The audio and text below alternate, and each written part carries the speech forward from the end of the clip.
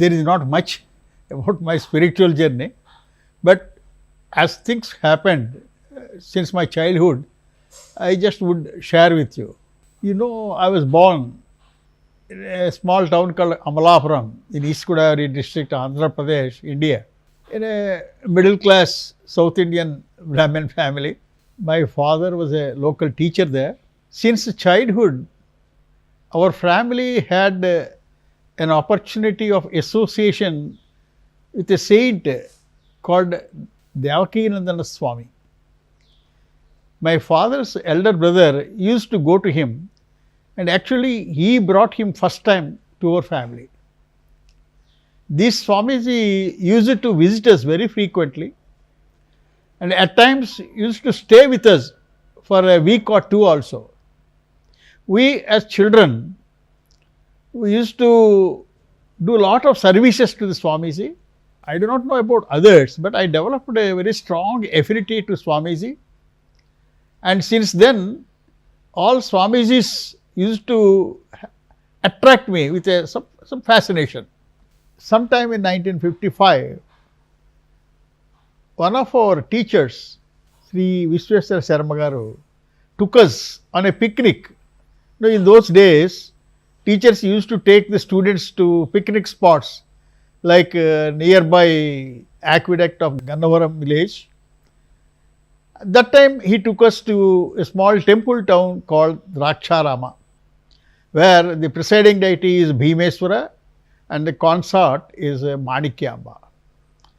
We stayed overnight there in a chaul tree, and in the evening, while we were strolling in the compound of the Bhimeswara temple, myself and my friends, close friends, we were strolling, and towards one extreme end of the temple compound, we found a small thatched like arrangement where one Swamiji stood on his legs. But of course, he was standing on stretchers because one leg, it seems, was to be amputated.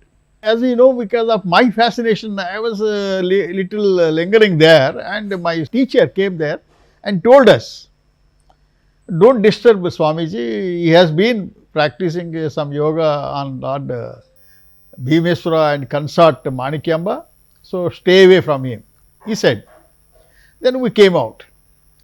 This happened sometime in 1955-56.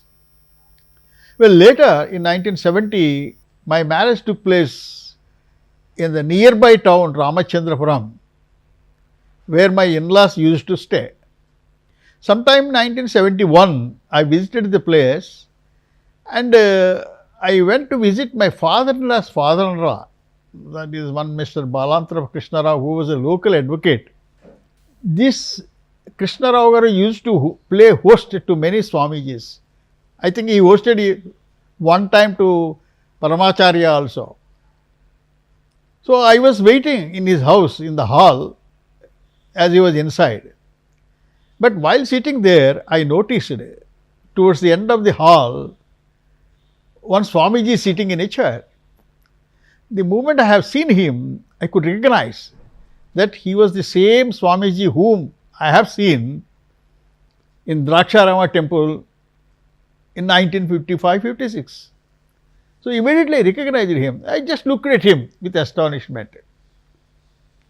That Swamiji looked at me for 5 minutes into my eyes, and then suddenly told me, Maya Shakti, mother should help. Unless mother comes to your rescue, nothing would happen. Just like that he said. I wondered why he mentioned that. At that time, actually, I was not into any spiritual practices. Subsequently, this statement of Swamiji used to come to my mind frequently. Okay, after this, of course, I joined the college locally and I have been serving there for some time. But one thing I should mention that developed within me since childhood, that is, whenever I observed the behavior of people, whether my brothers or friends or colleagues, I had a strong notion that there was no individual functioning in anybody. It happens, that's all. Just like a robo with consciousness. I don't know how this opinion developed in me, because it was not from any book I read or from any lecture I read. It just unobtrusively came up in my mind. Some people used to criticize me. Why you are not finding fault with anybody though they are doing serious things? Is it with an intention of getting the name as a good man? No, I said, I used to laugh away. But at that time, I didn't have any rational explanation or scientific explanation for this opinion of mine. Of course, later, sometime in 2000, when I met a great jnani, I could find some rational explanation which I would share in course of time.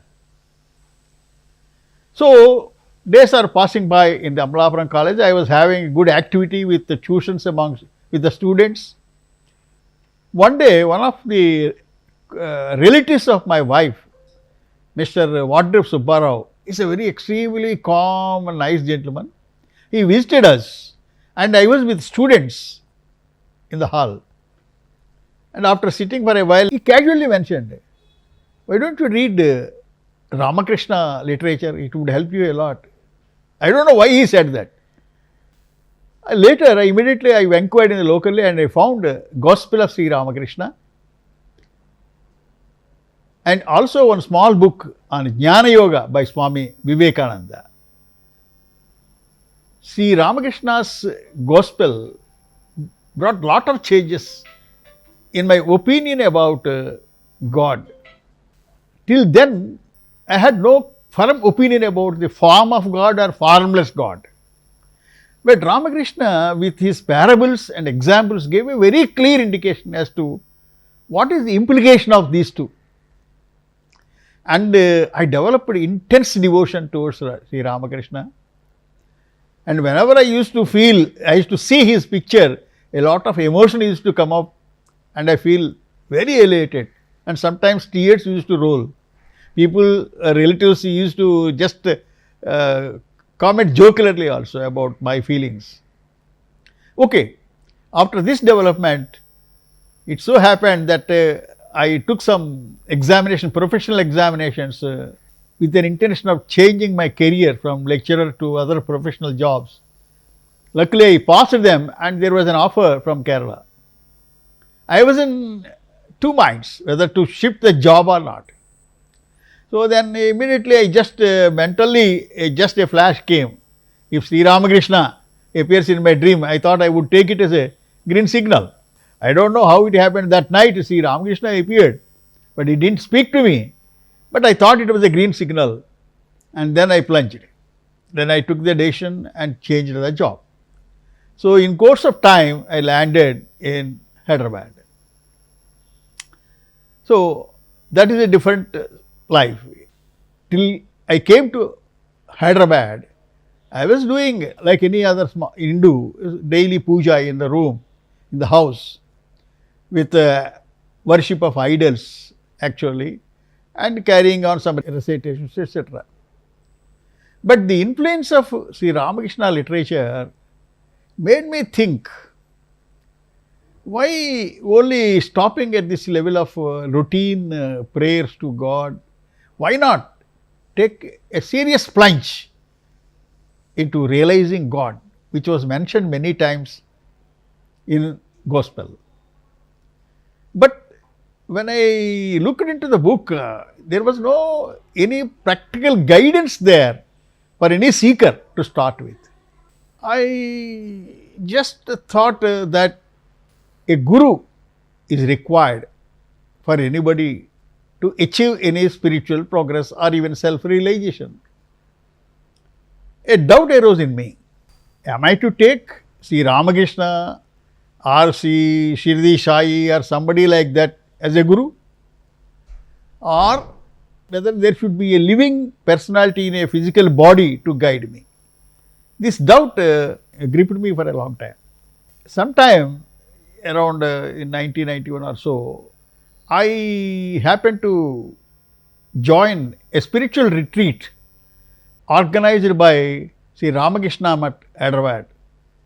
There Sri Swami Ranganathananda, he conducted the retreat, and since morning to evening number of spiritual talks had taken place, and towards the end of the session around 4 o'clock, the announcer, the organizer, mentioned that if anybody had doubts, they can write on a slip of paper and place them in a box there, in a designated box.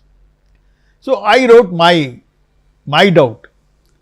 It is like this. It is said that self-realization can be achieved only through the help of a guru. Okay, whether this guru should be in physical form, living now, or he could be anybody from past. So this was the doubt I raised in the slip. Towards the end of the session, the organizer said they picked up 6 slips out of 200 slip questions received. So luckily one of the slips happened to be mine, and Swamiji read the question and replied. So it's a very good question. Okay, to start with, you can start with any deity or a god or goddess whom you like as a guru, and carry on whatever worship you would like to do. If you progress spiritually, when the right time comes, the guru may come physically. You have to wait for that. This is what Swamiji replied. Okay, this was resisted in my mind. Then the question arose, whom I have to take? Okay, even from the past Sri Ramakrishna or whom? So in those days I happened to visit Shirdi, and I had a vision of Shirdi Swami for a brief while. And at about the same time I visited one of my wife's relatives and found Bhagavan's Sri Ramana Maharshi's photo very impressively. But I must mention to you one thing here. When Sri Ramana came to our mind, in my childhood itself, my father's elder brother used to read Telugu weeklies, and in that he was reading one letters from Ramanashramam written by Surya Nagamagaru. In those days it was serialized. In one of the pages of the weekly, in one right-handed corner, Maharshi's photo was used to be printed. That was in my mind. Actually, when I have seen the big photograph of Ramana in my relative's house, Ramana flashed, came to my mind. That childhood picture came to my mind. Then I was in two minds, whether to accept Shirdi Sai or Ramana as my guru. Same time, it so happened, I was working as a company secretary. Company secretaries annually, they used to meet at one place in one city, one of the cities of the India, and conduct a seminar for 2 or 3 days.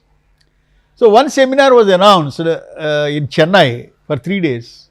So from my company, as a company secretary of the company, I went to attend the conference for 3 days.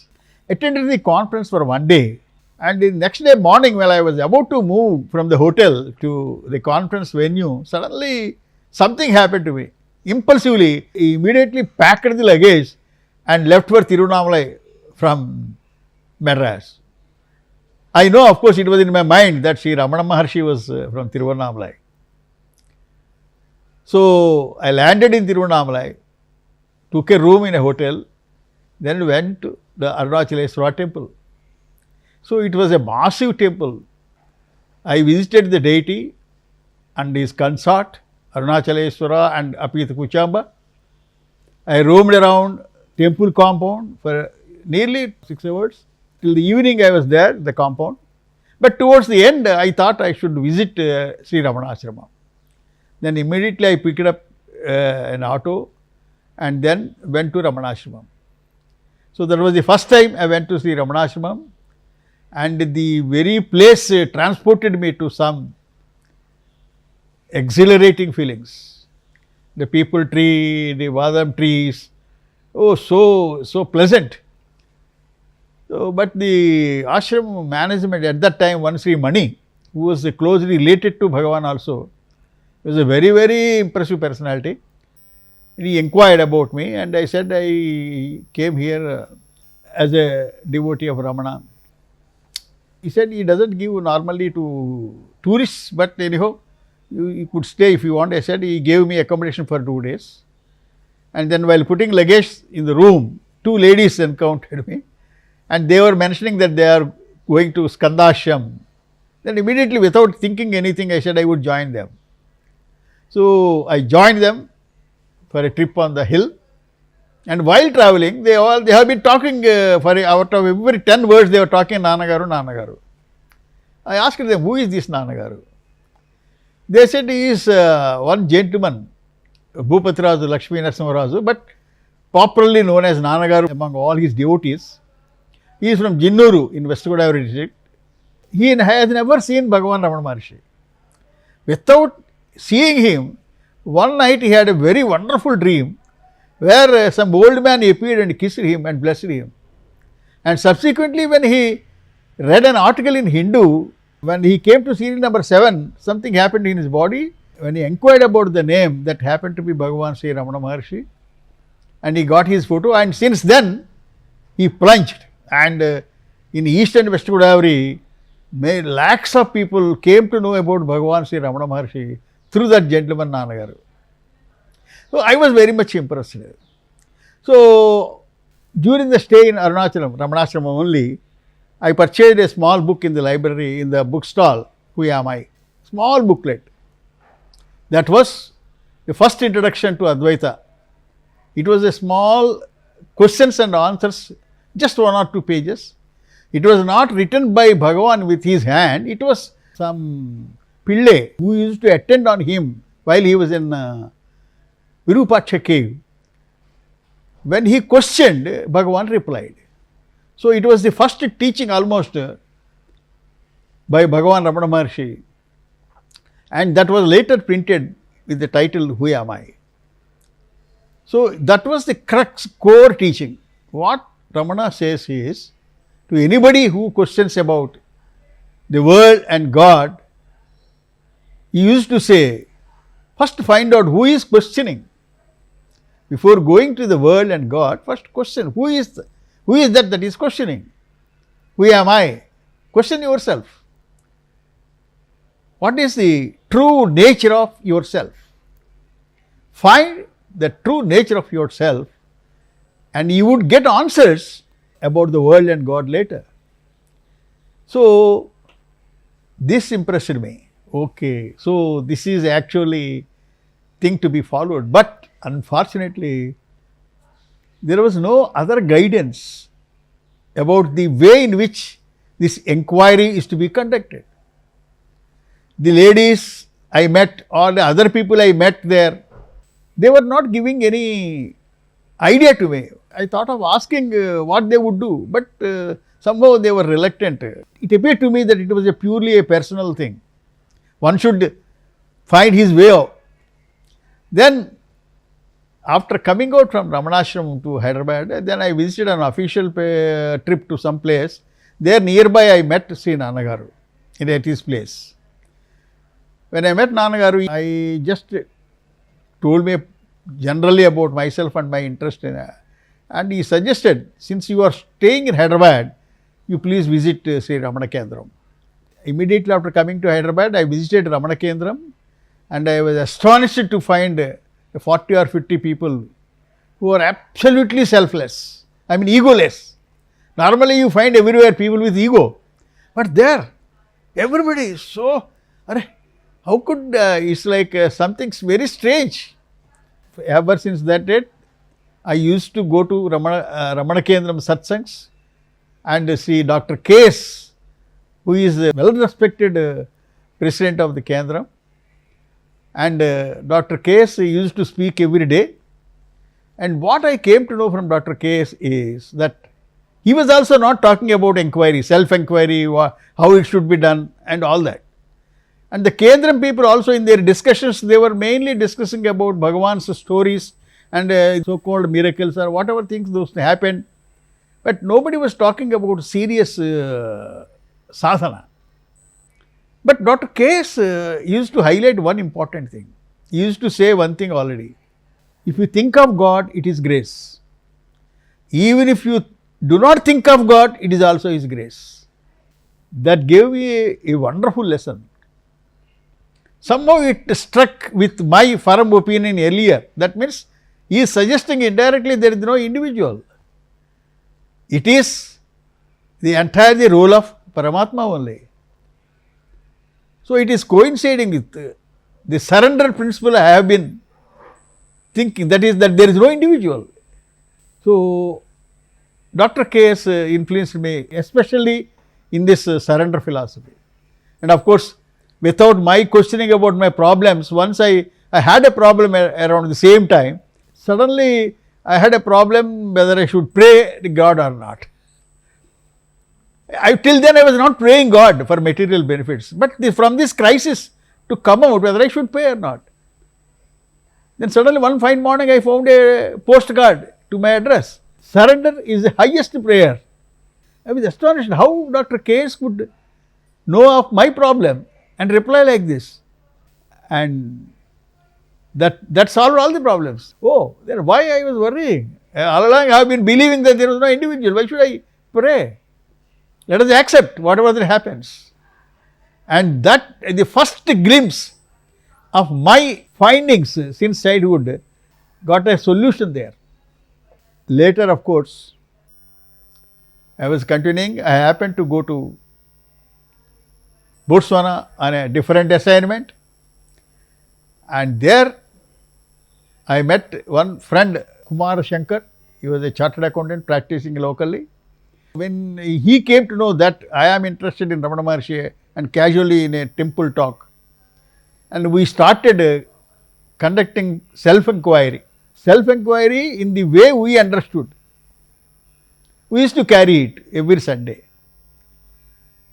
The way we conducted self-inquiry probably needs little elaboration here. What Bhagavan said in that small note on who am I, first the indication is you are not the objects you see, nor the things you feel or are aware of. There is a camera in front of you. So that is not, you are not camera, objectively it is an object.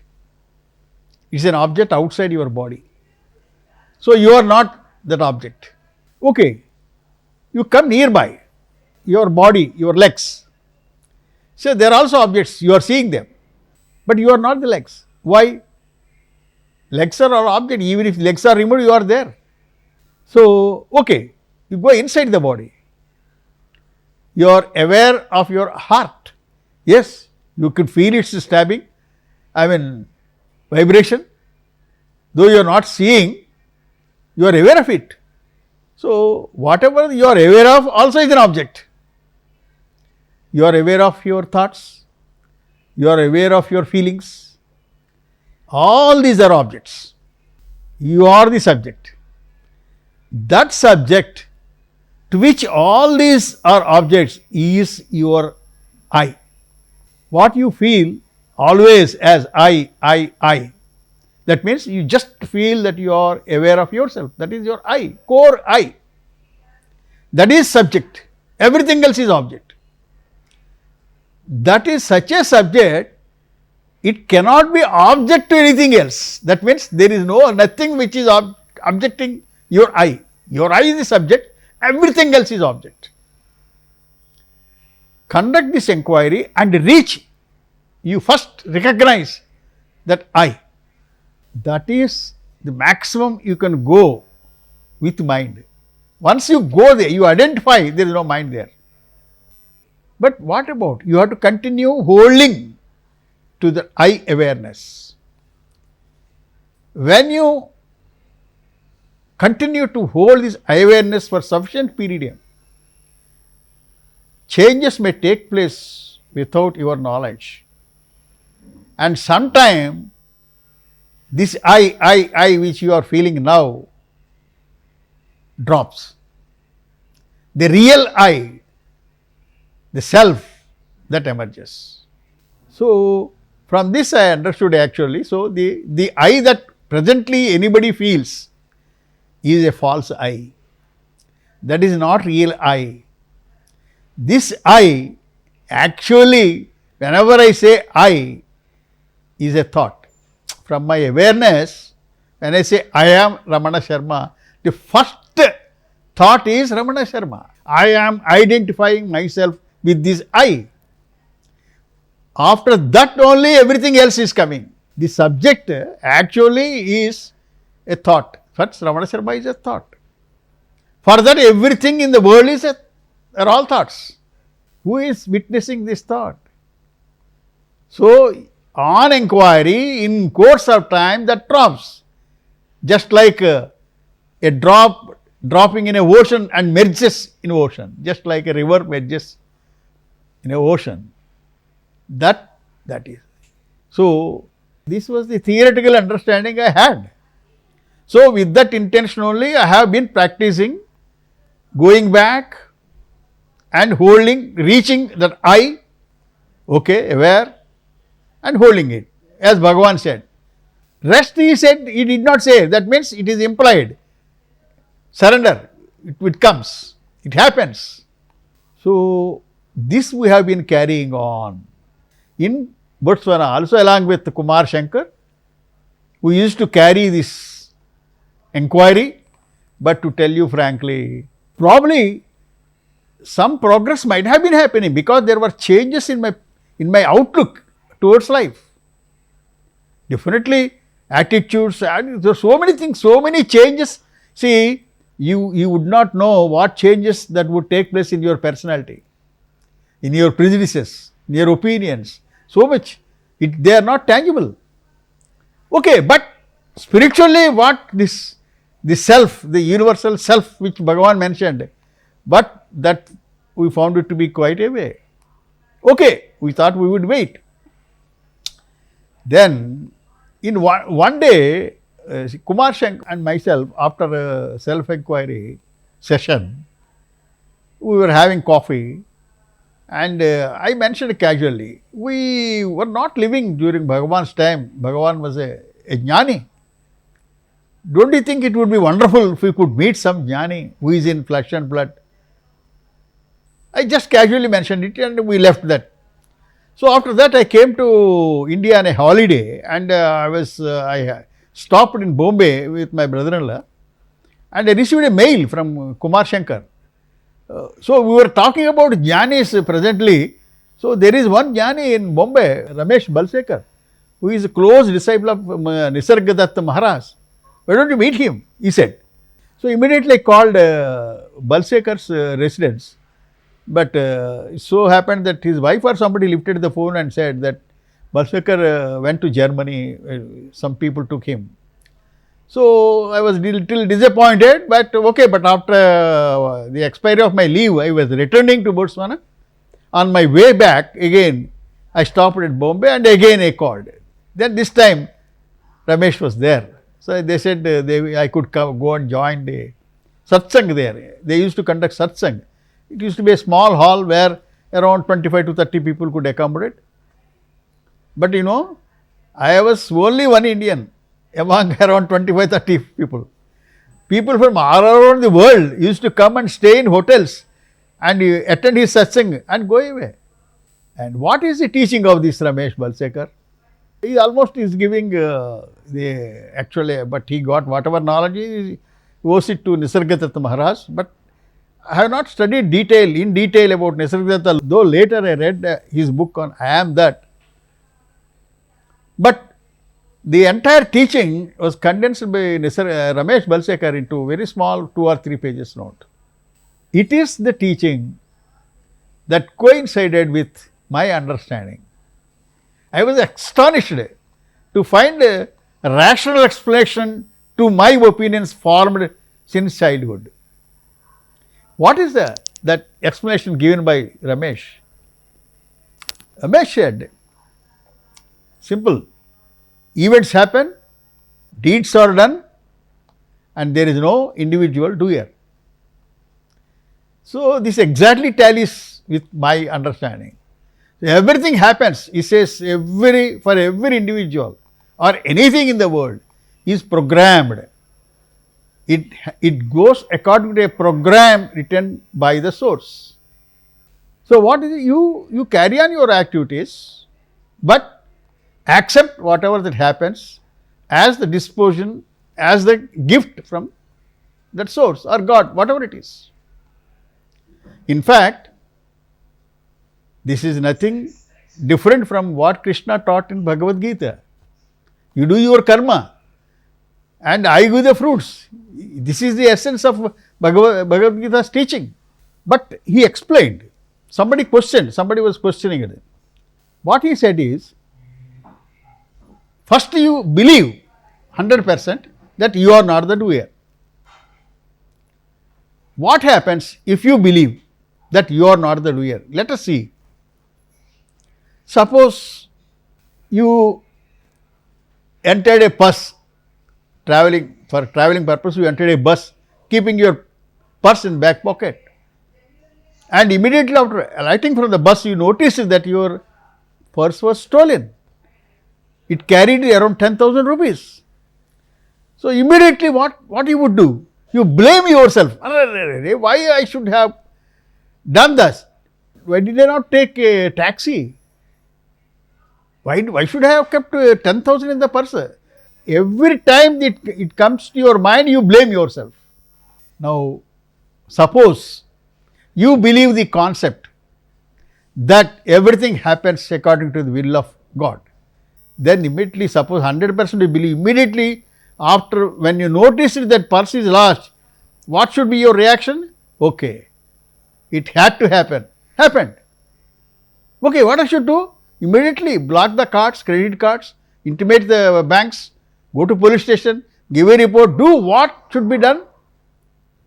This is what happens for everybody.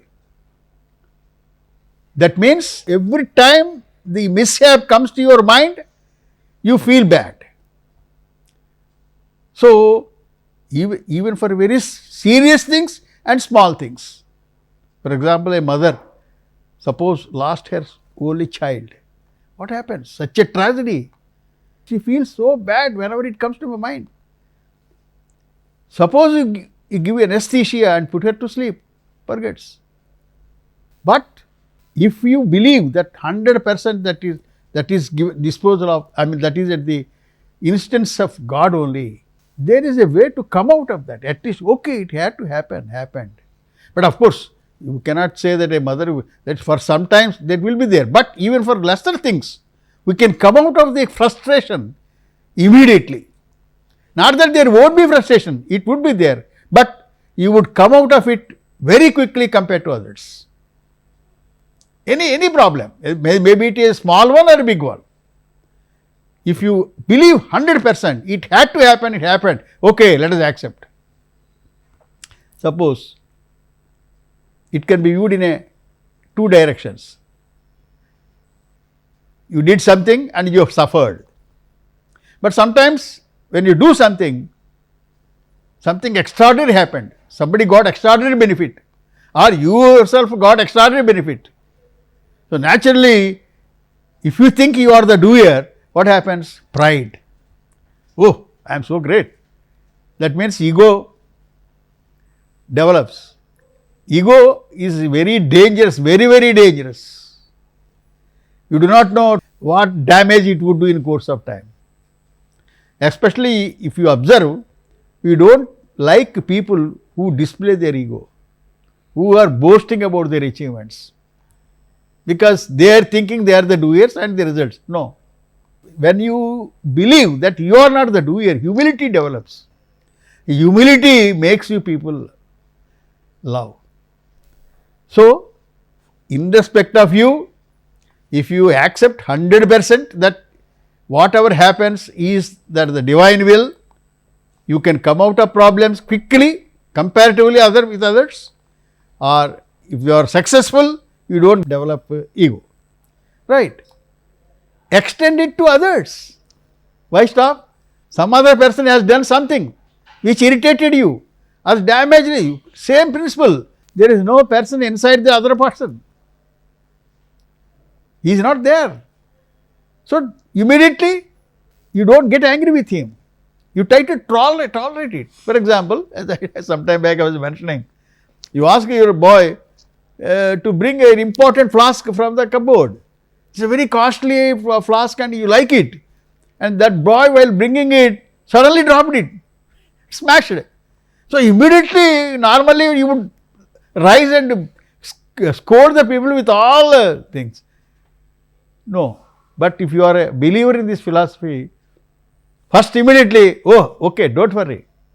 Bring the broom, sweep it, don't worry. Somebody questioned, no, if I don't scold him, how did he learn? Then I tell, no. You see, do you think he would not learn from his mistake? It would automatically come to his mind in course of time. If you are shouting at him, you are only exhibiting your anger. You are unable to control your anger. That is exhibition of your anger. So that is not an excuse for your reaction. So accept. Not only about your faith, others also. Actually, in fact, when Jesus Christ mentioned, when people crucified him, regarding those people who crucified him, he mentioned, oh Father, please forgive them, they know not what they are doing. The principle is only this. So, this principle, but somebody questioned in the audience, okay, how can you say that I am not the doer? Okay, you say programmed, but what is the rational explanation for that? How do you explain that? And Ramesh said, okay, very good. I will come to that. I will give you scientific rational explanation for the concept. Then only you would 100% accept it. Then only it would help you to accept it. What is that? Wherever you do any action, what happens? Suppose if anybody takes an action, what is the order? What is the sequence of things? First, a thought must arise in the man. Then only action. So, a thought precedes action. Now, one of the great secrets which most people ignore is thoughts arise. You don't get them. Verify yourself at any time. They arise. So, you have no role in arising of that thought. So, naturally, an action done inconsequent to that thought is not yours. Then somebody questioned, okay, how can you say that the thought arises without my role? Where from they arise? I said that sometimes I may get a thought, it's not arising. Is it? What is your next thought? He asked. What is your next thought? Tell me. It must arise. How can I say reply? Then he said, no, thoughts arise. Where from? There are two sources. One is the conditioning that happened since your childhood to this moment. Whatever you grasped through your five senses, they leave impressions in your consciousness. All those impressions percolate. That means they some go into lower layer with our subconscious level, some remain in upper level. Okay, not only that, thoughts may also come from DNA. DNA is genes. People who believe in reincarnations, etc., vasanas, the impressions are called, condition is called vasanas in Sanskrit. So, these vasanas are from several incarnations, some people believe. Okay, if you don't believe in reincarnations, they are from DNA, from genes. So, some psychological disturbances, some depressions, they get some thoughts of depressive moods, all these are all from genes only. So, now the question is, what is your role in this total conditioning? Right? Let us examine. DNA, you are getting some thoughts from DNA. Okay, have you chosen your parents? Is there any role in you choosing those parents? No. So you are not there, it's not your choice. Right. You lived where your father lived in your childhood. You went away somewhere? No, you had no choice there. You went to a school where your father put you. Did you choose? No. Likewise, if you look back into the world life, everything happened.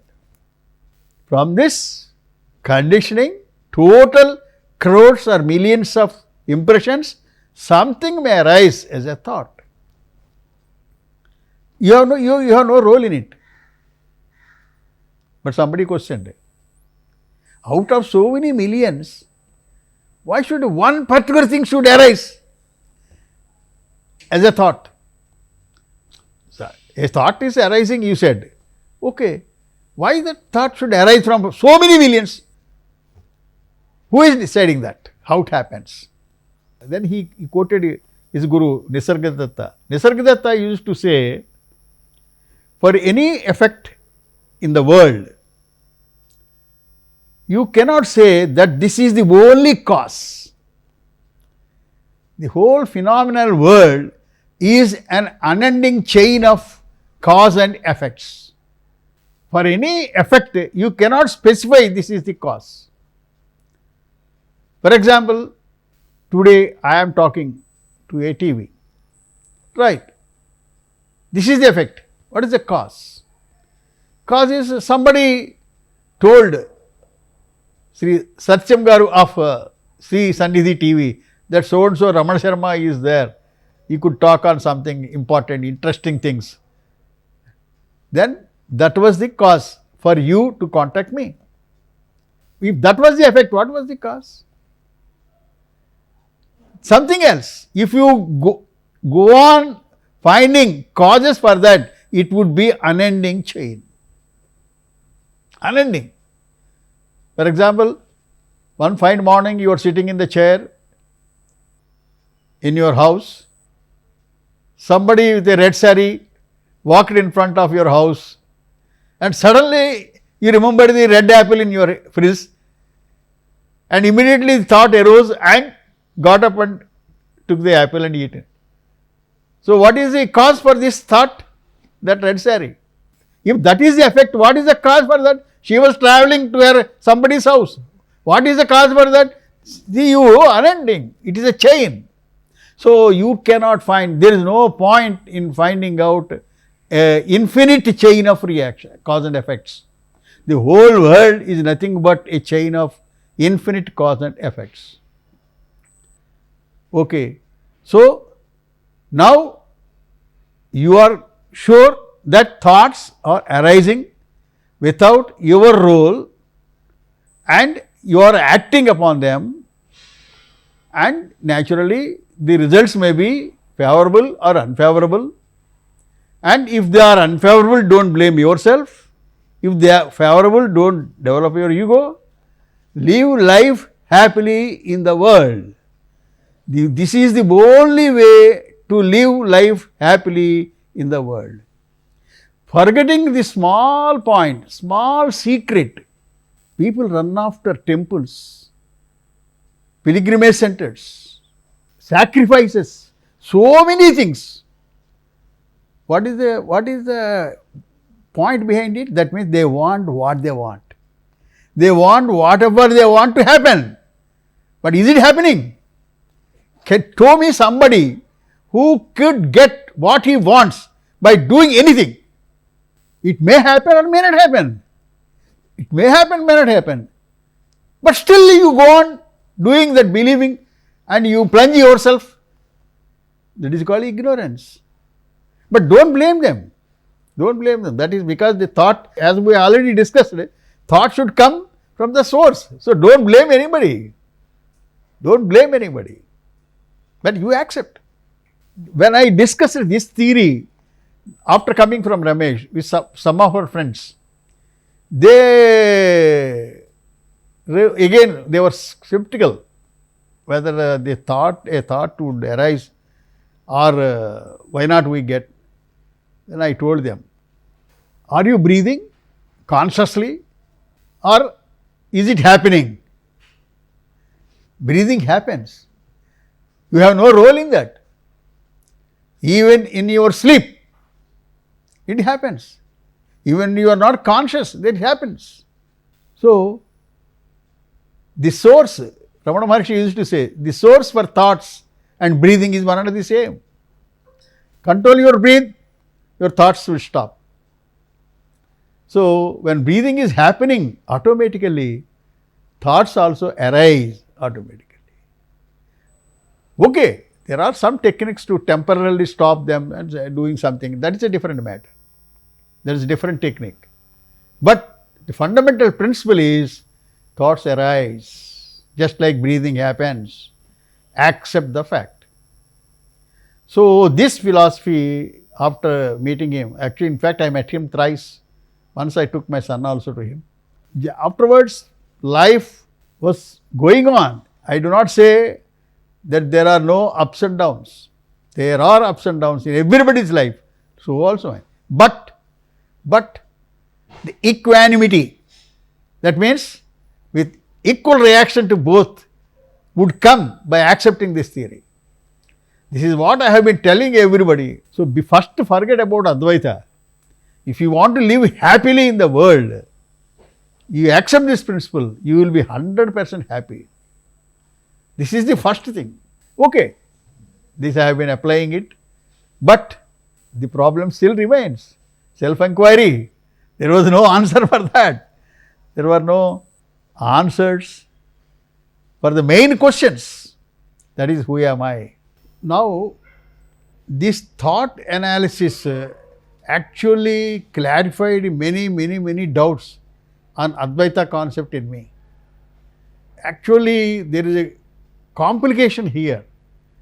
When the individual to realize that the whole, everything that appears is nothing but consciousness, to recognize directly that fact, this thought about the world stands in the way. So, I is there. I am, practice started, everybody has I. This I is, what is simply I? I exist, I am aware of myself. In Sanskrit words they call Sat and Chit. Sat is existence, Chit is awareness. Every individual is nothing but this. If I ask you, do you exist? Yes, you say I exist. And are you aware of yourself? Yes, I am aware of myself. That means everybody exists and aware of himself. That is Sat and Chit. Both are inseparable. In I am, suppose you say I am. I am as I and am. Am is nothing but existence. I is your pure awareness. So, even in the infinite consciousness, this existence and awareness are there. But the only thing is, what is happening at individual level, this I am thinking, I am limited to the body. I am limited to the body, that thought was there, I am so and so. So, after inquiry, when the individuality dropped, the real I emerged. What is the real I? Real I is nothing but infinite consciousness, infinite existence and infinite awareness. So, actually this I which you have been carrying as an individuality is not separate from that, but it carried a little ignorance. You are confined by an ignorance. So, that ignorance you could overcome with the help of a guru and sadhana and realize that your awareness is expansive. But still the world and forms are appearing. So, for that we thought how to solve the problem of the world. The world, we concluded, is nothing but a thought. How? Without a thought, nothing in the world is appearing in you. But here there is a big Advaita philosophy question is solved. What is that? Advaita philosophy says, actually the Brahma Satyam Jagat Midhya Jivo Brahmaiva Na Paraha. That means Brahma Paramatma is only reality. The world is mithya. like illusion. The individual is nothing but that infinite consciousness. Now, actually, to understand the things, they say real, unreal. Real means that which exists always, like infinite consciousness, Paramatma, Atma. Unreal. Unreal means it is never there. Can there be anything that is never there? Like rabbit's horns or a barren woman's child. They are never there. But world, you cannot say. World is not real because it is not there always time. All the times it is not there. It is always continuously changing.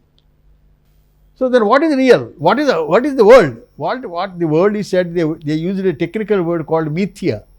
There is no correct translation for this. Mithya means it is there, at the same time it is not there.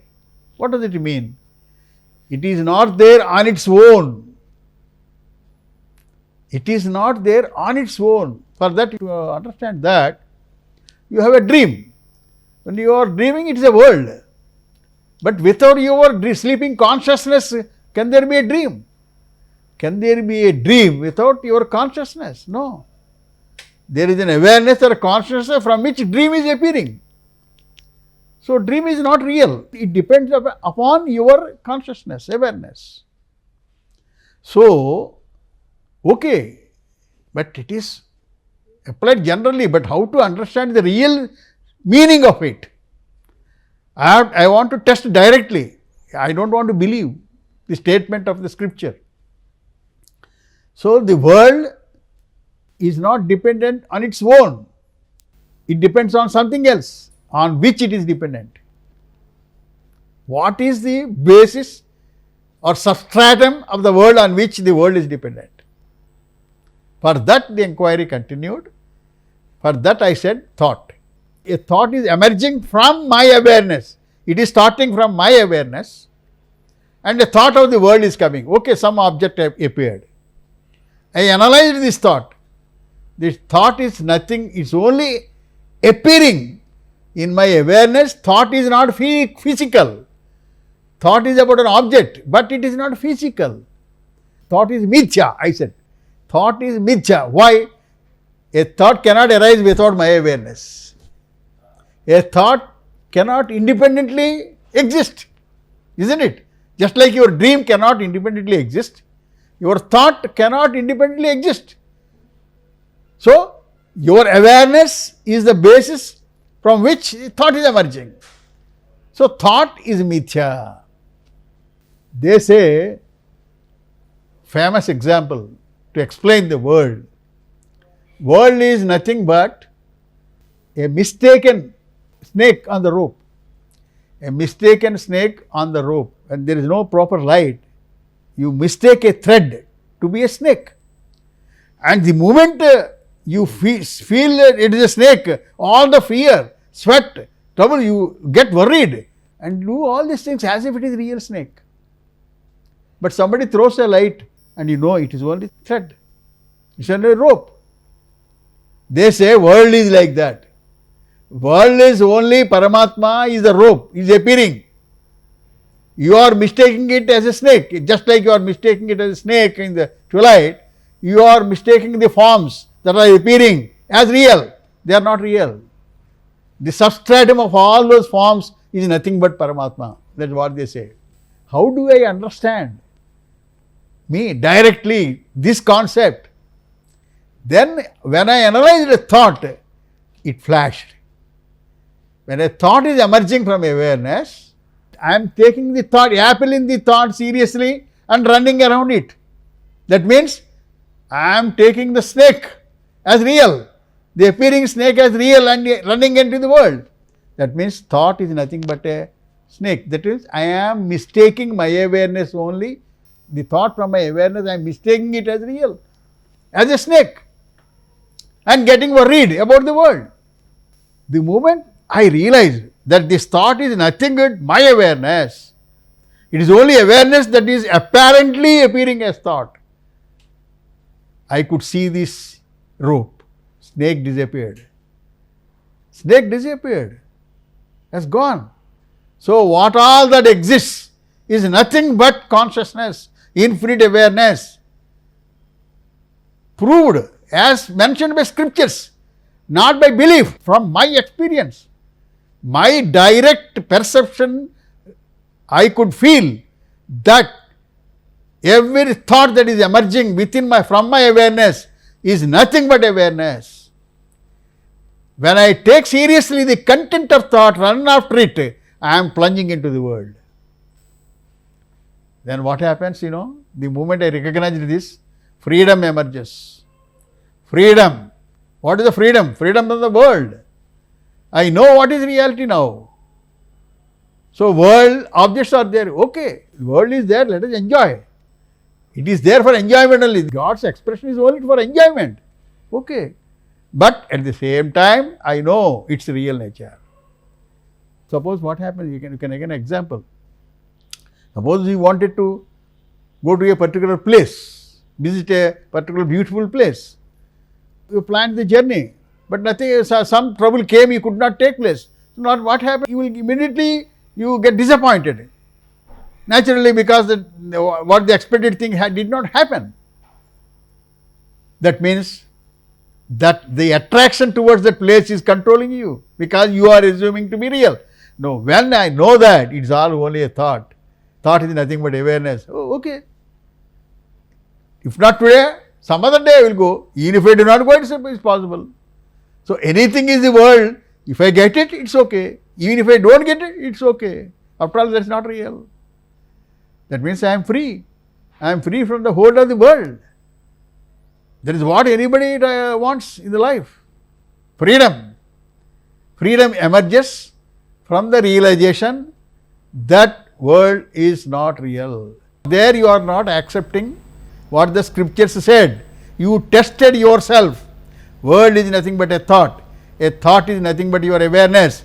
Your awareness is not limited to the body. You are that infinite awareness. That is the real I. That is the real I mentioned by Ramana Maharshi.